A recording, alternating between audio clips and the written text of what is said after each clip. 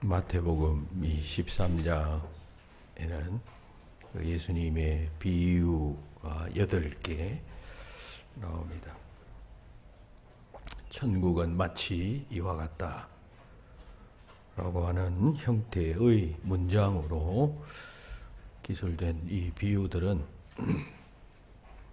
모두 다 천국, 하나님의 나라를 비유하고 있습니다.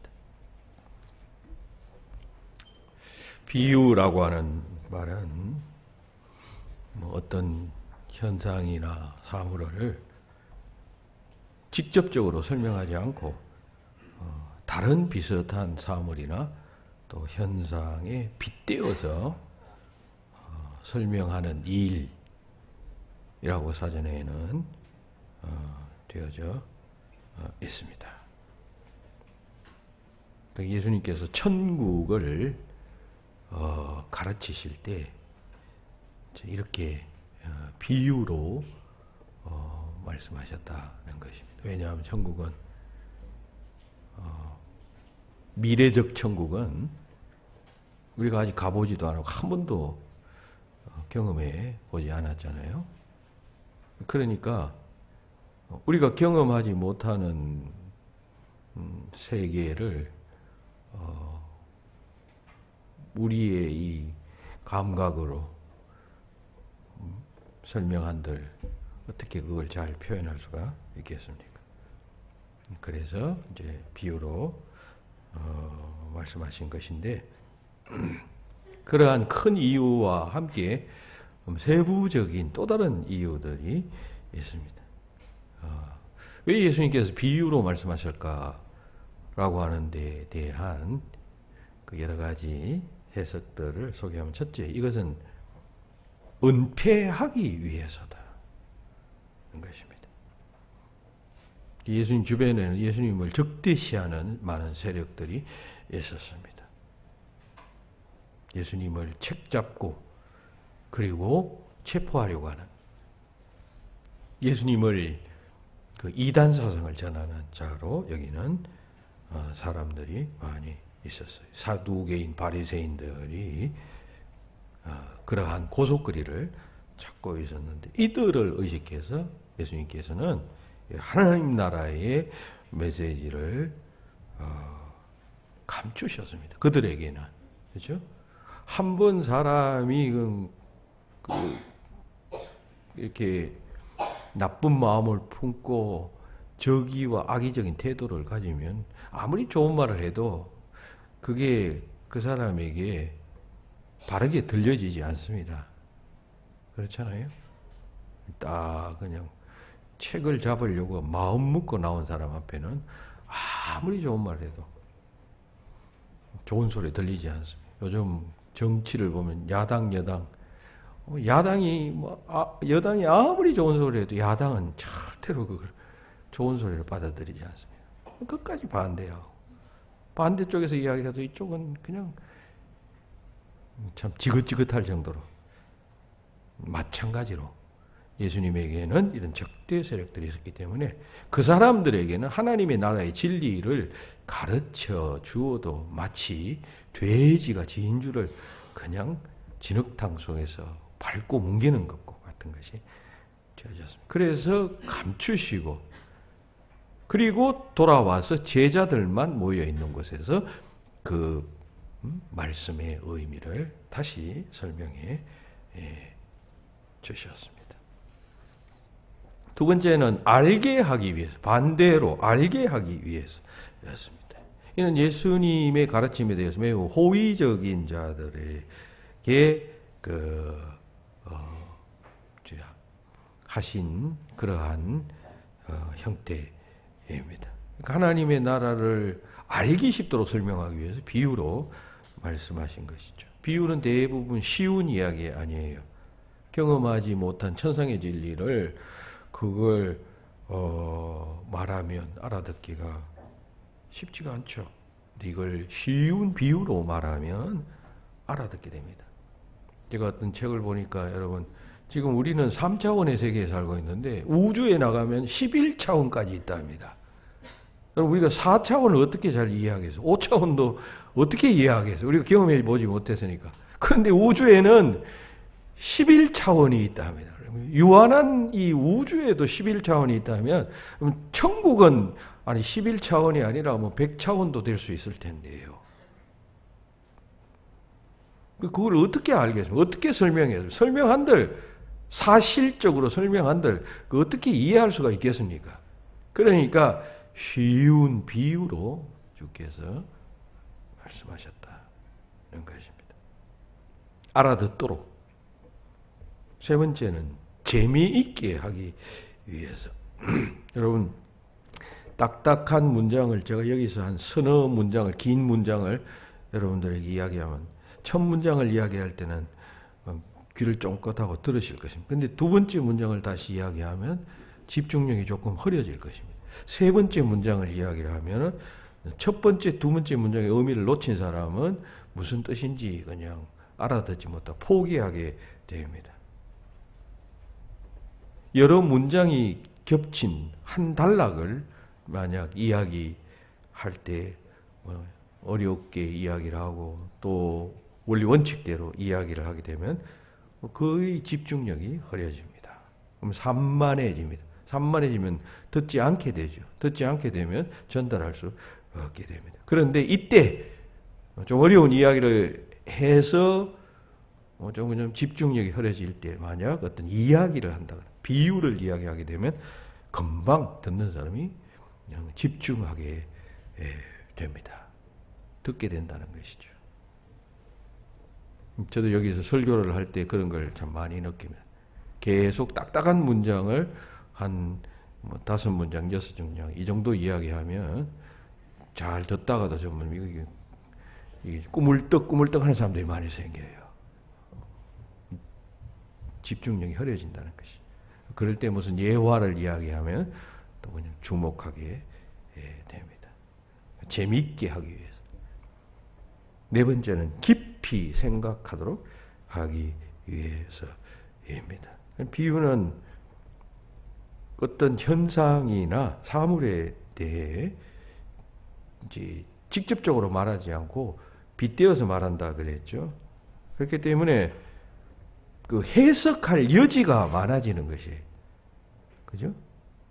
사실적으로 말하면 딱 그것을 지적하기 때문에 다른 해석의 여지가 없어요. 그런데 비유로 말하면 이게 이렇게 보면 이렇게 해석할 수가 있고 저렇게 보면 또 저렇게도 해석할 수가 있는 것이에요. 그러면 생각이 깊어지겠죠. 그죠? 이것일까 저것일까. 어떤 상황에서는 이렇게 될 수가 있구나. 이런 상황에서는 이렇게 될 수 있구나. 이렇게 생각한다는 것이죠. 그러니까 예수님께서 이건 의도적으로 그렇게 천국에 대해서 깊이 묵상하고 생각하도록 하기 위하여 이같이 말씀하셨다는 것입니다. 마지막 5번째는 모호하게 하기 위하여.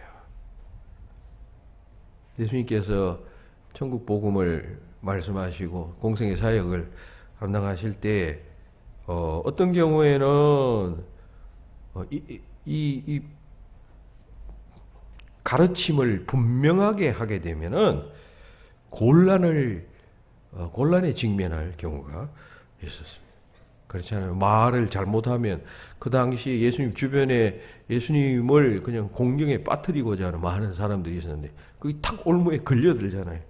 그러니까 조심해야 하죠. 그러니까 그런 사람들 앞에서는 메시지를 전해도 모호하게, 좀 모호하게, 이렇게 보면 이렇고 저렇게 보면 저렇도록 말씀을 하셨습니다. 책 잡히지 않도록. 네.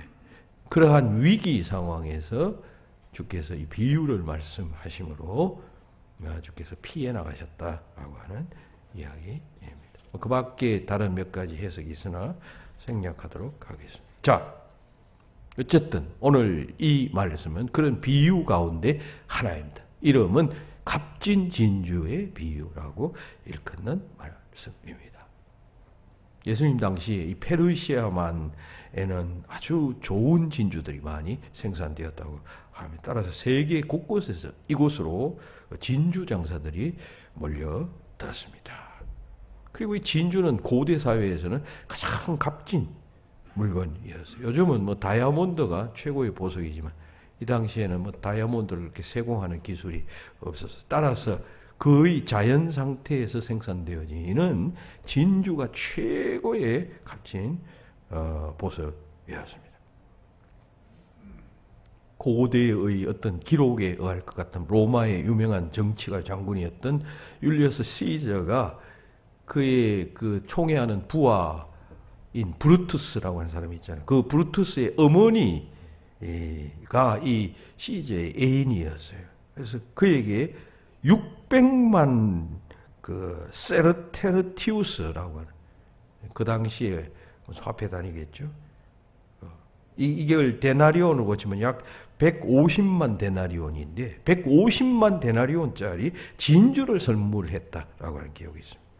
여러분 하루 일당을 한 5만 원으로 치면 한 데나리온은 하루 일당이잖아요. 그죠? 그럼 한 5만 원으로 쳐도 이게 오늘날 우리 돈은 얼마냐면 750억짜리 진주를 선물했다. 는 것입니다. 어마어마한 그마어마한 가치가 있는 것이다. 그런 거죠.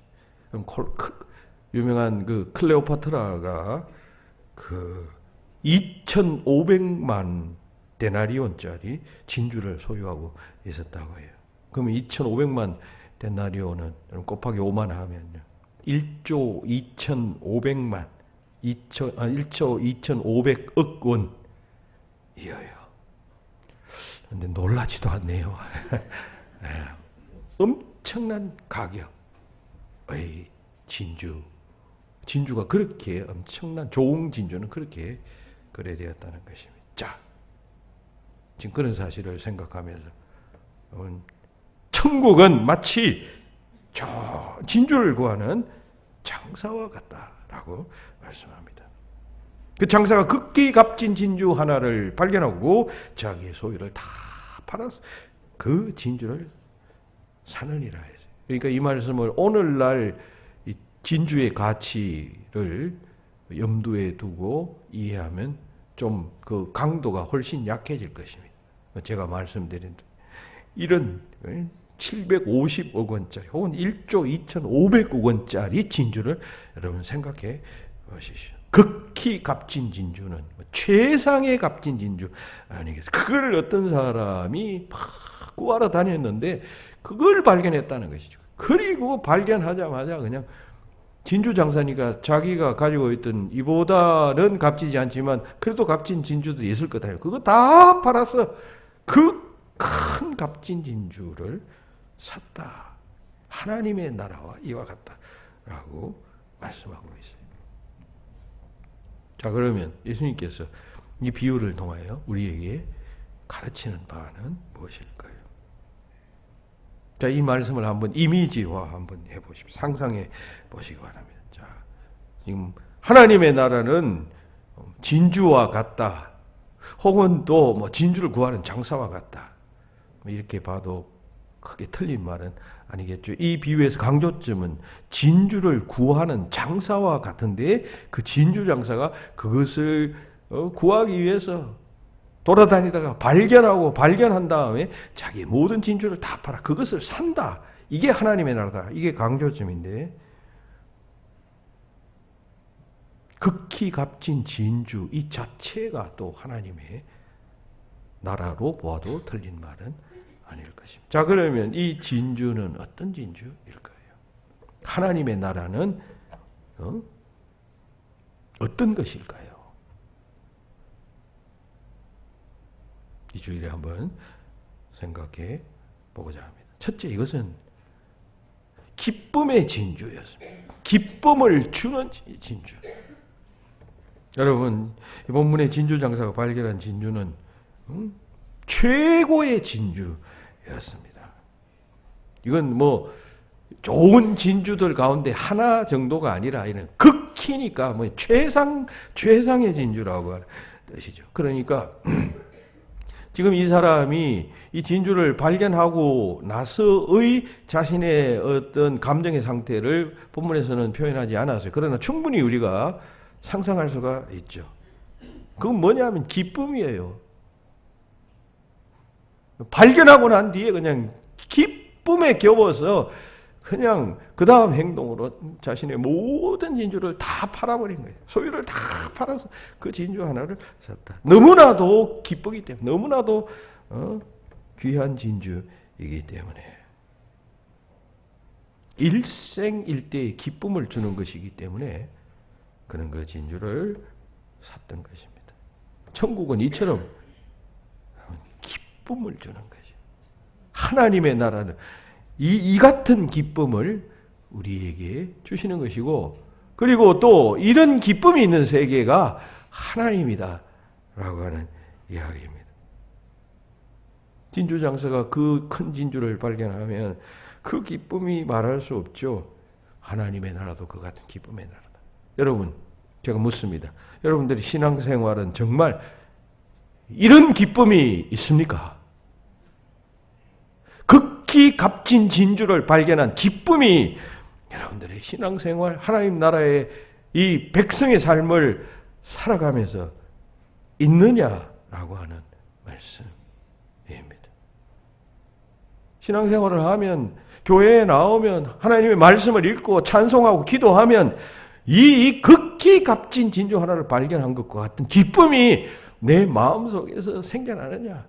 그것만 생각해도, 예수를 생각만 해도 언제나 기쁘고 좋은 그러한 역사가 우리 속에서 일어나야 한다는 말씀입니다. 여러분, 교회 생활하면 여러분, 그게 여러분 지불해야 될 가들이 참 많아요. 여러분, 그렇잖아요. 물질적으로도 그렇잖아요. 여러분 11조 해야 되죠. 또 감사헌금 해야 되죠. 무슨 교회 건축헌금 해야 되죠. 또 뭐 선교한다면 선교헌금 해야 되죠. 여러분, 그럼에도 기꺼이 지불하는 많은 사람들이 있어요. 왜냐하면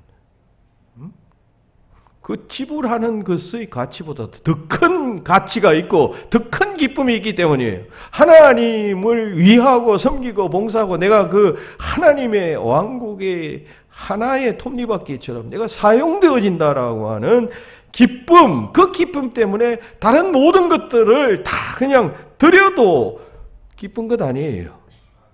안 믿는 사람들은 여러분, 그 미쳤다 그러죠. 미쳤다. 신앙생활 하는 사람들. 그렇게 하는 사람들 보고.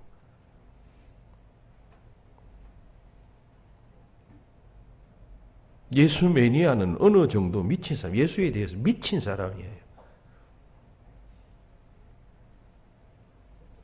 이 본문의 진주장사는 여러분, 이 분야에서 최고의 전문가 아니에요. 질 좋은 진주를 보고 알아보는 자 아닙니까? 그 진주의 가치를 판단할 수 있는 자예요. 딱 보니까 알았어요. 가치를 알았어요. 그 다음에 생겨나는 것은 놀라움과 기쁨이겠죠. 그래서 그것 얻기 위해 자신의 모든 소유를 다 팔아서 그거 하나 사잖아요. 천국은 그러하다는 것입니다. 천국 생활, 신앙 생활, 하나님 나라의 백성의 삶은 여러분, 그 가장 큰 기쁨을 소유하는 삶인 것입니다. 오래전에 여러분 미국에서 있었던 일이래. 어느 날 한 부자 장로님이 목사님을 찾아가서 말씀했습니다. 목사님, 우리 교회 여집사님 한 분이 혼자 살면서 어린아이 5을 키우느라고 무척 어렵게 삽니다. 그런데 이분은 뭐 남의 집에 빨래도 하고 해서 겨우 생계를 유지하고 고생하는데 말이 아닙니다. 그런데 말이 아닙니다. 그런데 이 사람은 주일날 제가 가만히 보니까 꼭 10센트씩 헌금을 합니다. 그러니까 옛날 오래된 이야기니까 뭐 10센트 하면 원래 1센트는 1원 아니에요. 1원? 10센트 같으면 10센트 같으면 100원입니까? 지금 가격이? 계산 여러분 하십시오. 하여튼 뭐 그 정도밖에 안 되는, 뭐 한 1,000원, 오늘날로 치면 뭐 한 넉넉 잡아서 한 1,000원 정도 된다고 하십시다. 1,000원 정도 헌금을 하는데 그 사람에게는 이것도 큰 액수입니다. 이렇게 장로님이 이야기를 했습니다. 장로님은 그 매주마다 나와서 한 10불 정도씩 헌금을 했어요. 그러면 10센트에 한 100배 정도 되는 그러한 금액입니다. 그리고 이 장로님 목사님께 말하기를, 목사님 그 집사님의 몫까지 제가 헌금할 테니까 그 집사님 불러서 헌금하지 말라고 하십시오. 불쌍하니까, 그냥 어렵게 보이니까. 그래서 목사님이 그 장로님 말씀대로 그 집사님을 불러서 말했습니다. 우리 장로님이 집사님 어려운 줄 알고 매주 헌금하는 것을 장로님이 대신 해주겠다고 하십니다. 그러니까 다음 주일부터는 헌금을 안 하셔도 됩니다. 했습니다. 아, 그랬더니만 이게 웬일입니까? 그 여집사님이 그 자리에서 그냥 목 놓아서 그냥 엉엉 우는 것입니다. 아, 목사님이 깜짝 놀라서 말했습니다. 왜 우십니까? 그 집사님 말씀이, 제가 비록 남의 집에 빨래를 하면서 고생스럽게 살고 있지만 하나님께 그냥 매번 10센트씩 이렇게 바칠 때는 더없이 내가 기쁘다 합니다. 그런데 왜 그 기쁨을 뺏어가려고 하십니까?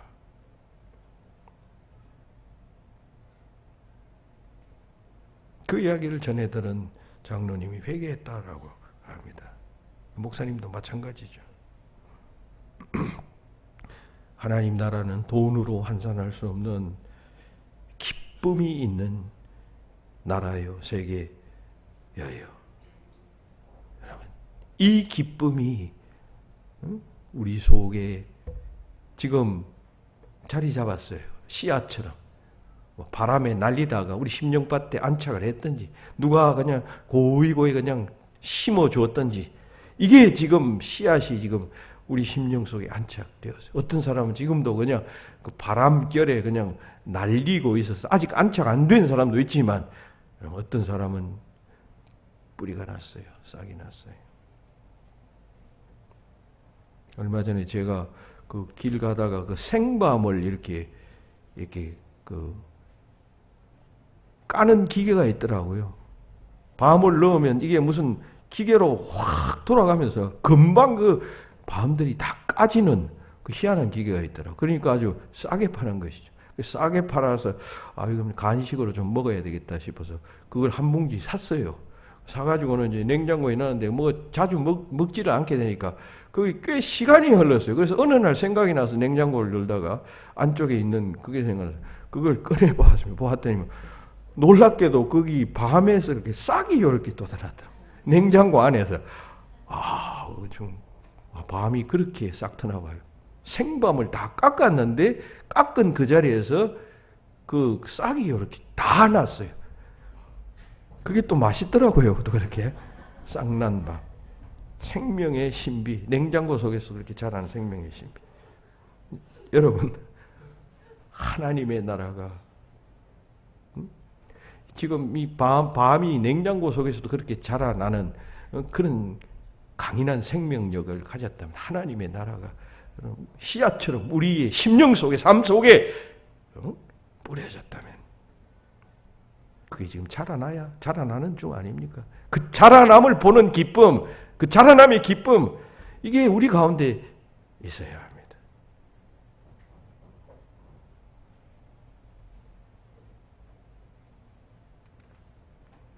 발견의 기쁨, 그 기쁨의 진주, 여러분들 가슴 속에 생겨나고 자라나고 결국 열매가 되면 완성될 것 아닙니까? 주님 오시면 그때는 하나님의 나라가 완성되는 나라예요. 끝나는 나라예요. 그러면 영원한 하나님의 통치 속에 우리가 참여하게 되고 수혜자가 될 것입니다. 그런 기쁨의 씨앗들, 지금은 씨앗이죠. 그 기쁨의 씨앗들이 성장하게 되는 역사가 있게 되기를 예수님의 이름으로 축원합니다. 두 번째 우리가 여기서 또 주목하는 것은 이 진주가 아주 유일한 진주 아니에요. 하나뿐인 진주 아니에요. 하나. 여러분, 이 진주 장사가 막 진주를 구하러 돌아다녔으니까, 또 소유하게 되었으니까 많은 진주들이 있어요. 그런데 지금 발견한 이 진주는 자기 일생에 있어서 최고의 값진 진주였습니다. 그러니까 그냥 다 팔아서 그거 산 것이죠. 가장 값지고 가장 귀한 것은 유일하다는 그런 이야기 아니에요. 하나뿐인 것이죠. 가장 값진 것은. 최상급은 언제나 하나 아니에요. 천국이 그러하다는 것이죠. 세상에 귀한 것이 많아요. 돈도 귀하죠. 돈보다 더 귀한 것은 또 명예, 이것도 귀하잖아요. 지위, 여러분 얼마나 귀합니까? 이것 위해서 평생 그냥 바치는 사람도 있는데. 건강도 마찬가지입니다. 건강을 잃으면 다 잃잖아요. 다 귀해요. 그런데 가장 값진 것이 있는데 그게 뭐냐 할 때 그게 천국이다. 하나님의 나라다. 이런 것입니다. 지식, 뭐 도덕, 혹은 예술, 뭐 등등, 예, 귀한 것들이 많아요. 삶을 풍요롭게 하고 가치 있게 만들어주고 의미를 부여해주고 하는 것들이 많아요. 또 무슨 꼭 기독교적 봉사가 아니더라도 여러분 여러 가지 인도주의적 봉사들이 우리 주변에 있어요. 혹은 또 다른 종교에서 하는 선행과 봉사가 있어요. 혹은 또 뭐 종교적 색채를 띠지 아니한다 할지라도 뭐 선행하고 봉사하고 그냥 섬기고 여러분 자기 전 재산을 바치는 그런 봉사들도 있어요. 그러면서 인생의 보람과 기쁨을 얻을 수가 있어요. 그런데 오늘의 이 말씀은 가장 큰 가치를 지닌 유일한 마치 극히 값진 진주와 같은 그러한 세계가 있다. 그러한 그 무엇이 있다. 그게 바로 하나님의 나라다. 말씀하신 것입니다. 하나님의 나라가 그러하다. 천국이 그러하다. 천국이라는 말은 헬라 원어로 바실레이아예요. 근데 바실레이아는 두 가지 의미로 사용되었습니다. 그러니까 이 바실레이아에는 두 가지 뜻이 있다는 것이, 하나는 현세적 개념으로 하나님의 통치가 실현되고 평화가 구현되는 이상적인 세계 질서, 현재의 어떤 상태를 바실레이아라고 했어요. 그리고 또 하나는요, 예수를 구주로 믿고 난 다음에 죽은 사람의 영혼이 종말에 있을 부활을 기대하면서 안식을 취하는 곳, 죽어서 가는 천국, 소위 우리가 이해하는 그 천국, 미래의 천국을 의미합니다. 자, 이게 만약 천국이라면, 여러분 진주가 천국을 지금 비유한다 했잖아요. 그럼 여기 유일한 진주라고 하는 개념을 한번 여러분 섞어보세요. 천국이라는 개념과 유일한이라는 개념을 섞어보면요, 첫째, 현세적 개념으로 생각하면 최상의 평화가 구현된 이상적 현재라고 할 수가 있겠습니다. 삶의 최고의 순간들이 있을 것 아닙니까? 최고로 기쁜, 최고로 그냥 아주 좋았던 순간들이 있잖아요, 여러분.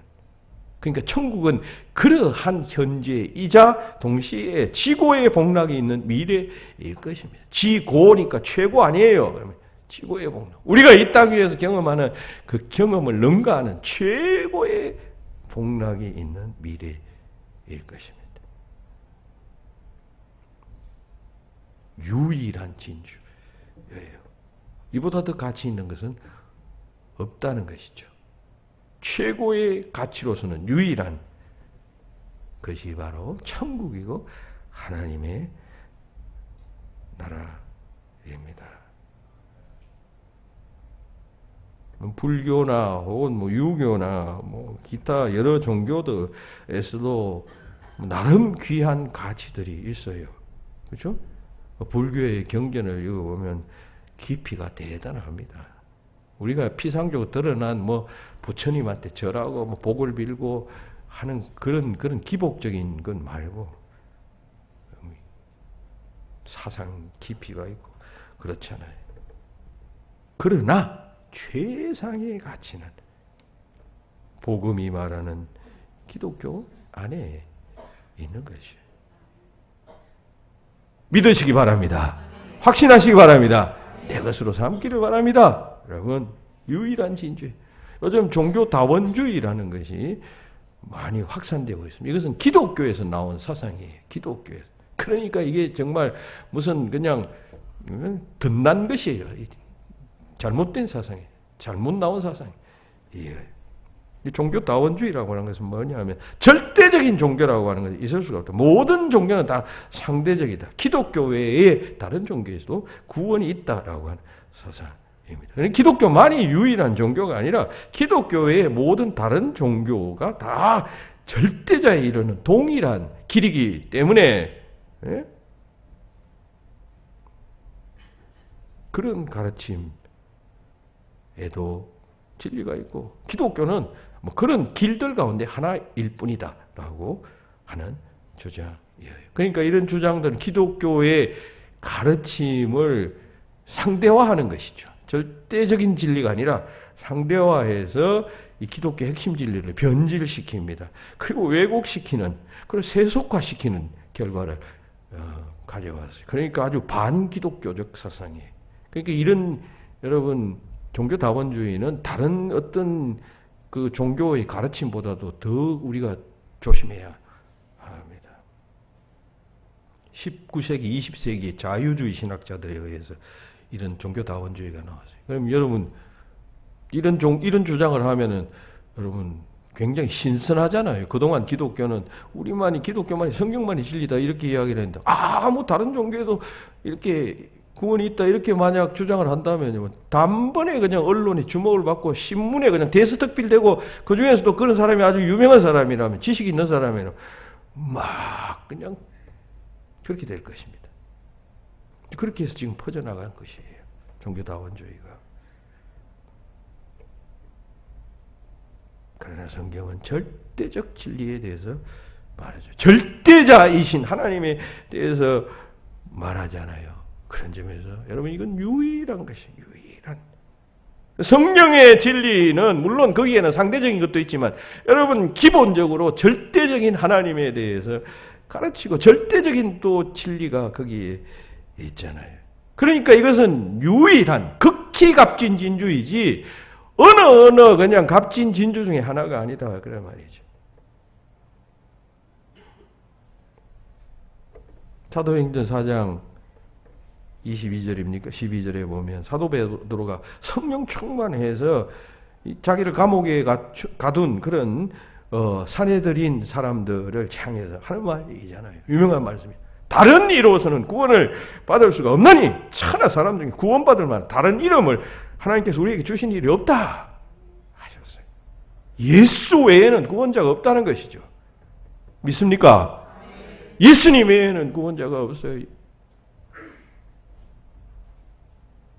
다른 많은 지식인이나 혹은 또 신앙의 삶의 지혜자들이나 혹은 종교가들이 어떤 삶의 지혜를 주고 또 인생의 지혜를 축적하여 그것을 가르치고 내려오곤 하지만 그러나 구원에 관해서는 유일하게 예수 그리스도만이 그 해답을 주십니다. 예수가 대답이고 예수가 유일해요. 우리가 잘 아는 요한복음 14장 6절에 보면 예수님 유명한 말씀이 나오죠. 내가 곧 길이요 진리요 생명이니 나로 말미암지 않고는 아버지께로 올 자가 없느니라. 근데 제가 여러 번 이야기했습니다만 이 말을 영어 성경으로 보면 더 의미가 선명해집니다.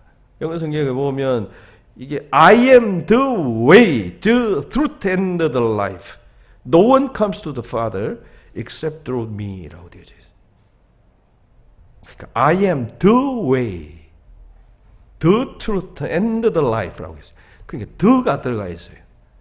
생명, 진리, 길 앞에 the라고 하는 정관사가 들어가 있어요. 이때 the라고 하는 말은 영어에서는 그 어떤 무엇이에요. 그 어떤 무엇.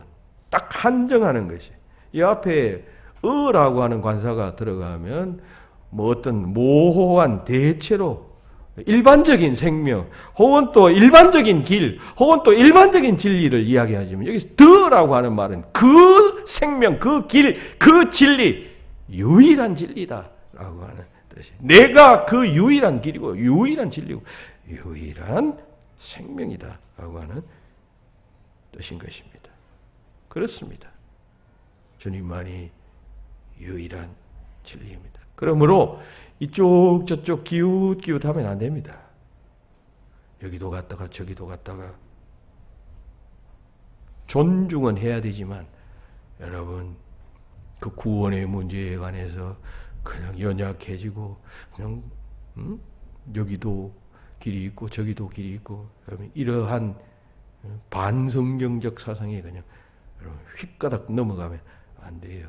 정신 차리지 못하면, 긴장하지 않으면 넘어가죠. 뭐 신문만 보고 앉았으면 넘어가는 것이죠.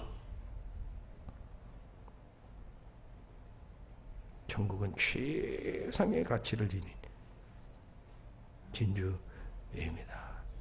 그러므로 여러분들 이것을 알게 되고 이것을 맛보게 되고 이것을 지향하게 되고 이 길로 들어서게 된 것을 여러분 감사하시기를 바랍니다. 얼마나 다른 이름으로서는 우리에게 구원을 얻게 하지 아니하셨어요. 오직 예수 외에 다른 이름을 우리 주신 일이 없어요. 자, 그렇다면 이 천국이 이러하다면 세 번째, 우리는 다음과 같은 점을 생각합니다. 소유해야 한다. 이 진주는 소유해야 할 진주이다는 것입니다. 여러분, 이게 그냥 발견하고 큰 기쁨을 지금 진주 장사가 지금 느꼈죠. 근데 그것으로 끝나면 의미가 없어요. 또 이게 그냥 최상의 진주라고 하는 사실을 안다? 좋아요, 일단. 근데 그것으로 끝나면 의미가 없어요. 결국 이것을 내가 소유해야 합니다. 소유하기 위해서는 지금 본문에서는 사는 것으로 되어져 있어요. 사든지 뭘 하든지 대가를 지불해서 그냥 그걸 내 것으로 삼아야 이 기쁨과 가치가 내 것이 되는 것이죠. 자신의 소유를 다 팔아 그 진주를 사느니라. 그렇게 이렇게 사는 것이 천국이라는 것이죠. 천국은 그냥 있는 객관적 현실이 아니라, 천국이 최고의 가치, 최고의 기쁨, 그렇구나, 박수 치고, 그래, 이게 아니라, 그걸 내 것으로 삼는 그것이 하나님의 나라다. 이런 이야기입니다. 소유해야 해요. 질선의 것을 얻기 위해서는 차선의 것을 버리지 아니하면 안 됩니다. 둘 다 붙잡는다고요? 말도 안 되는 소리입니다. 이것도 붙잡고 저것도 붙잡고 그건 불가능한 것이.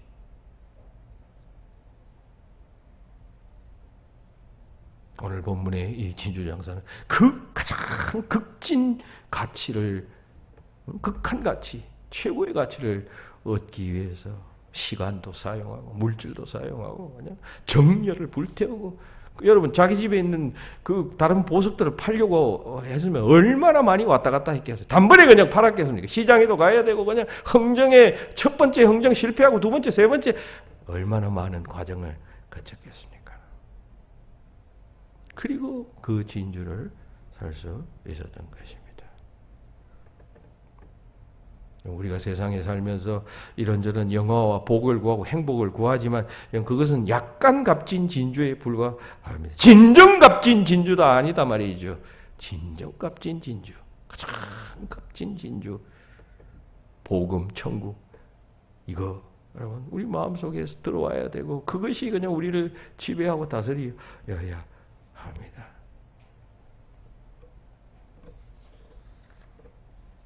(1920년대) 생활이 매우 어려워서 대학을 중퇴한, 그리고 보험회사에 다니던 쉐어라고 하는 사람이 있었습니다.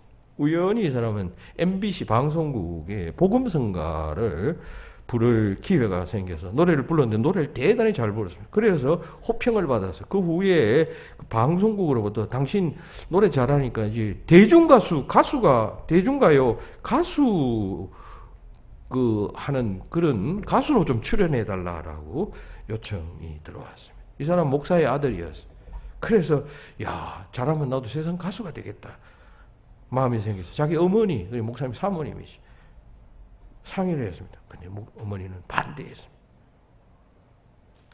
왜냐하면 그렇게 해서 출세했을 때 닥쳐올 그 유혹, 여러분 세상 가수, 배우, 탤런트 이런 사람들이 여러분 보도를 보지만 얼마나 이 유혹에 쉽게 노출되어져 있습니다. 그냥 영광과 인기와 이런 그 뒤에는 언제나 범죄와 그냥 악의 유혹들이 있잖아요. 그러니까 이 신앙인이었던 이 어머니는 알았던 것이죠. 그거 염려해서 안 된다. 그리고 그의 어머니가 그의 평소에 좋아하던 시 한 편을 적어서 주셨습니다. 그리고 시간이 지나서 며칠 후에 이 사람은 이제 교회 다니는 사람이었으니까 교회에서 불을 찬송을 노래를 잘하니까 찬송을 연습하고 있었는데 갑자기 어머니가 며칠 전에 주었던 그 시가 떠올랐어요. 그리고 그 시를 보니까 시가 아름다워요. 그리고 그 시에다 그냥 막 적극적으로 곡을 붙였습니다. 그리고 그 시의 내용은 어머니가 이 세상 부귀 영화에 네가 그냥 휩쓸려 가지 말라. 정말 중요한 것은 신앙이고 예수 그리스도다라고 하는 그런 내용 아니에요? 그 내용을 적힌 시를 준 것이죠. 이 아이가 이 대중 가수가 되려고 하는 그런 그냥 마음을 가지고 있으니까 그거보다 더 귀한 것이 있다는 그런 시를 이 아이에게 준 것이죠. 이 젊은이에게. 그리고 그 곡을 자기가 이제 작곡한 것 아니에요. 그리고 작곡하고 부르고 하는 과정에서 그래 맞다. 내가 이렇게 고민할 것이 아니다. 세상 부귀 명화 다 버리고 명예 다 버리고 복음성가 가수가 내게는 달란트 노래하는 달란트가 있으니까 복음성가 가수가 되어야지 결심을 합니다.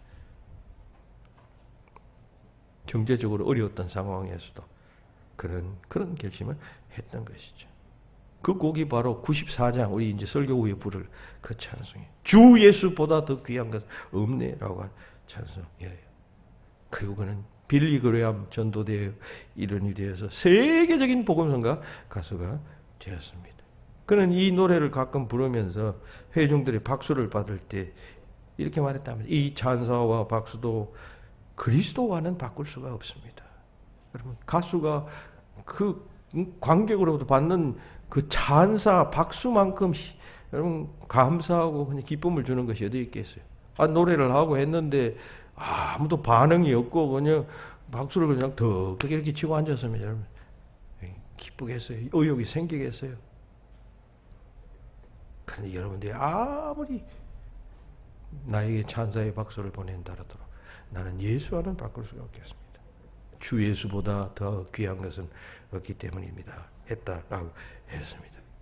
가장 극한 극진같이 예수님이심을 믿고 천국이심을 믿으시는 여러분들 다 될 수 있기를 주의 이름으로 축원합니다. 그러면 이 천국을 어떻게 소유할까요? 여러분 마태복음 16장에 그 대답이 있죠. 주는 그리스도시요 살아계신 하나님의 아들입니다. 라고 고백했던 베드로에게 예수님께서는 바요나 시몬아 네가 복이 있다. 내가 이제 천국 열쇠를 내게 준다라고 말씀하셨잖아요. 그러니까 이 신앙 고백 위에 여기서 신앙 고백이라고 하면 그냥 말로만 하는 신앙 고백이 아니라 얼마 전에 우리가 야고보서를 통해서 행함 있는 믿음에 대해서 이야기했습니다. 행함, 지적과 지적, 정적, 의지적, 총체적 믿음의 고백이 있는 자에게 이 천국 열쇠를 주신다는 그런 의미 아니겠어요? 그런 자가 이 천국을 소유하게 됩니다. 이 나라를 소유하시는 여러분 되시고 그래서 기쁨과 능력이 충만해지시고 이 진주는 유일한 진주 내가 이 진주를 만나게 되었다는 것 너무너무 감사하고 하나님의 은혜입니다. 예수 믿는 것 여러분들이 그냥 예수 믿게 된 것 감사하셔야 돼요. 이게 얼마나 어떤 면에서 운명적입니까? 여러분들이 만약 부모님들이 막 불교의 양측 부모님들이 다 불교에 심취되어 있고 막 열심히 불교 신앙생활을 한다면 자연히 여러분들은 80~90%는 불교 신앙자가 되는 것이죠. 물론 부모님 가운데 불교 신자가 있어도 또 예수 믿는 경우도 있겠습니다만 확률적으로는 적은 것 아니에요. 그런데 어쨌든 내가 예수 믿게 된 것 유일한 진주를 발견하게 된 것 하나님의 것이 은혜예요. 내게 들어온 이 나라, 이 천국 내가 소중히 잘 관리하고 그래서 점점 확장되어져 가고 내 속에서뿐만 아니라 바깥으로도 확장되어져 가고 결국 어느 때가 되면 완성될 것인데 그때는 여러분 그 천국의 기쁨이 영원히 지속되는 것 아니에요. 그날까지 승리하시는 여러분들이 다 되시기를 예수님의 이름으로 축원합니다.